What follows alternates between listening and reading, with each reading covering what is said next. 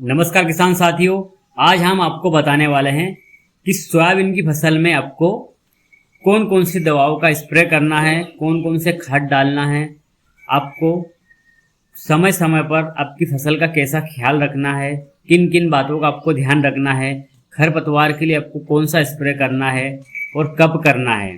तो हम आपको इस वीडियो के माध्यम से पूरी जानकारी किसान भाइयों देंगे। तो आप हमारे वीडियो पर अंत तक बने रहे, क्योंकि किसान भाई बुआई तो कंप्लीट कर देता है और अगर अपनी फसल का न ध्यान देते हुए वो अच्छा उत्पादन नहीं ले पाता है।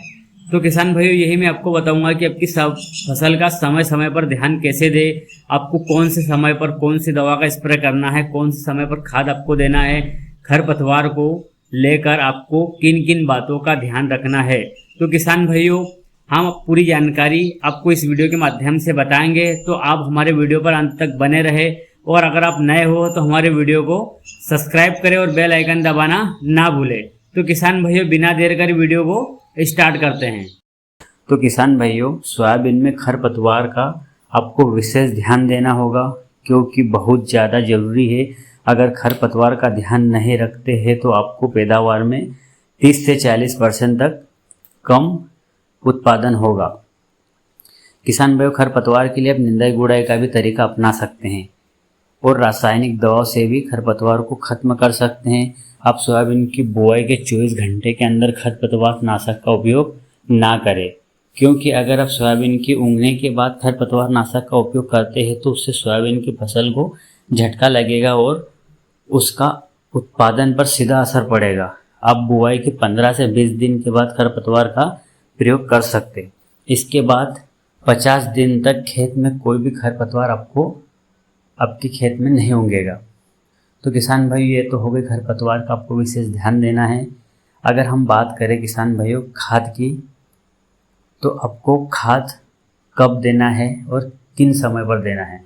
किसान भाइयों, अगर आपकी फसल थोड़ी कमज़ोर है, इसमें पीलापन है, तो आप प्रति एकड़ 30 किलोग्राम यूरिया का उपयोग कर सकते हैं। उसके अलावा आप NPK घुलनशील खादों का उपयोग स्प्रे के माध्यम से समय समय पर करते रहे।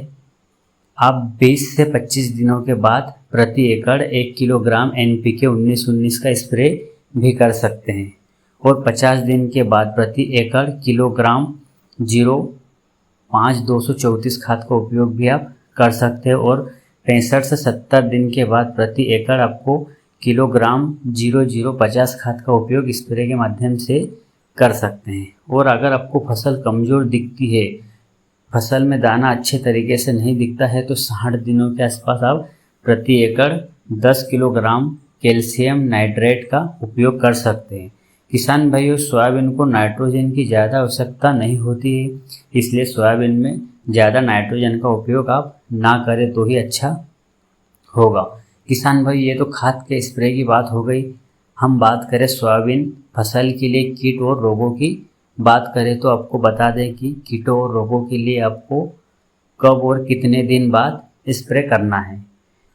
किसान भाइयों, हमें समय समय पर स्प्रे करने की आवश्यकता होती है। सोयाबीन की फसल में पहला स्प्रे की अगर हम बात करें तो आपको बुआई के 25 से 30 दिनों के बीच में करना चाहिए। दूसरे स्प्रे की अगर हम बात करें तो आपको दूसरा स्प्रे बुआई के 40 से 45 दिनों के बीच में करना है। अगर इसके बाद भी आपको कीटों का प्रकोप दिखे तो आपको तीसरा स्प्रे बुआई के 60 से 65 दिनों के बीच में करना चाहिए। किसान भाइयों, चक्र भंग क्या है, इसकी पहचान कैसे आप करें, फसल में इस बीमारी के बचाव के लिए आपको कौन सी दवा डालें। तो किसान भाइयों, इसे कई किसान भाई रिंग कटर के नाम से भी जानते हैं। इसकी पहचान बड़ी आसानी से किसान भाई कर सकते हैं। जब पूरे खेत में देखते हैं तो पौधे में कई कई पर 3 पत्ती सूखी हुई दिखती है, जिससे देखने पर पता लगता है कि पत्तों के नीचे सिरे में कट लगा है। किसान भाइयों, जिसे देखकर आप चक्रभंग का पता लगा सकते हैं। इसके बचाव के लिए आपको किसान भाइयों आपको परमेथ्रिन का 1 लीटर प्रति हेक्टेयर अथवा क्लोरोपिट का छिड़काव कर सकते हो। किसान भाइयों, ये हो गई हमारी रिंग कटर की बात।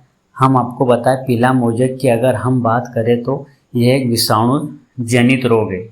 यह रोग पौधे से दूसरे पौधे में फैलता है और धीरे धीरे पूरी फसल में फैल जाता है। यह रोग सफ़ेद मक्खी के द्वारा फैला जाता है। किसान भाई, यदि आपकी फसल में कुछ ही पौधों में यह रोग दिखता है तो आप उन पौधों को तुरंत ही उखाड़ दें।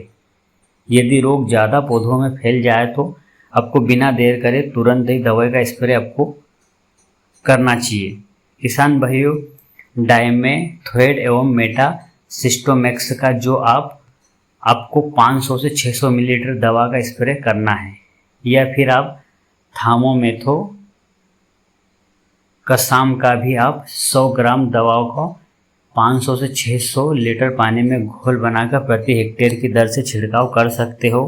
तो इसको आप उसके बाद ये वहीं पे थम जाएगा, आपको दोबारा नहीं देखने को मिलेगा। किसान भाइयों, अगर हम तंबाकू इल्ली की बात करें तो तंबाकू इल्ली हल्के भूरे रंग की होती है। यह इल्ली रात के समय में फसल को नुकसान पहुंचाती है। यह तेजी से पत्तियों को खाती है। इसके कारण पत्तियों का रंग पीला पड़ जाता है। इसके बचाव के लिए आपको प्रति एकड़ 180 मिलीलीटर स्पाइट नेटोर्म का 11 SC या प्रति एकड़ फ्लोरिड यमाइट का 39% आपको 60 से 70 मिलीलीटर पानी में मिलाकर छिड़काव करें। किसान भाइयों, अगर हम सेमी इल्ली की बात करें तो आपको सोयाबीन की फसल में इनका प्रकोप अगस्त से सितंबर के महीने में ज़्यादा देखने को मिलेगा। यह हरे रंग की इल्ली होती है। किसान भाइयों, इससे बचाव के लिए आपको इल्लियों की शुरुआती अवस्था में ही बेसियल्स यूरिएजेंस सीसिया ब्लूवेरिया बीसी याना 1 लीटर प्रति हेक्टेयर के हिसाब से छिड़काव आप कर सकते हो। किसान भाइयों, अगर हम समय समय पर अपनी फसल का ध्यान देंगे और फसल व्यवस्थित तरीके से हम छिड़काव करेंगे किसान भाइयों, तो आपको उत्पादन में वृद्धि होगी। तो किसान भाइयों, हम आशा करते हैं कि आपको हमारा वीडियो पसंद आया होगा। अगर आपको हमारा वीडियो पसंद आया तो सब्सक्राइब करें और बेल आइकन दबाना ना भूलें। किसान भाइयों, अगले वीडियो तक की राम राम।